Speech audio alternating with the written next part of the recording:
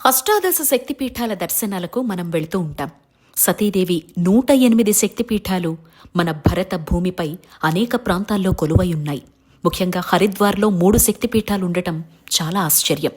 దేవభూమి ఉత్తరాఖండ్లో దేవతల ప్రవేశద్వారం హరిద్వార్లో మానసాదేవి, చండీదేవి, మాయాదేవి ఆలయాలు శక్తిపీఠాలుగా విరాజిల్లుతున్నాయి. చండీమాత ఆలయం మన పేజ్లో పోస్ట్ చేశానండి. మానసమ్మ ఆలయం బిల్వపర్వత శ్రేణులపై ఎగ్జాక్ట్గా చండీ అమ్మ కొలువై ఉన్నటువంటి నీలపర్వత శ్రేణులకు ఆపోజిట్లోనే ఉంటుంది.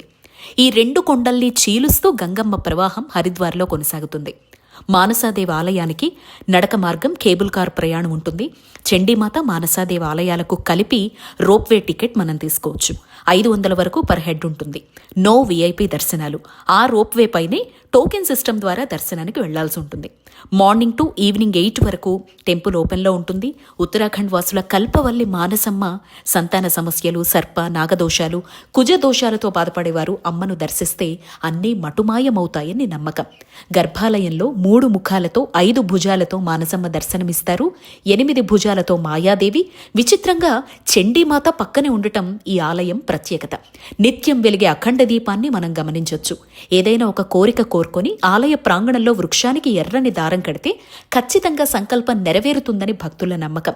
చార్ధామ్ యాత్రలో ఖచ్చితంగా దర్శించాల్సిన దేవాలయాల్లో పరమేశ్వరుడి మనసు భావం నుంచి పుట్టిన మానసమ్మ దర్శనాన్ని మరువకండి.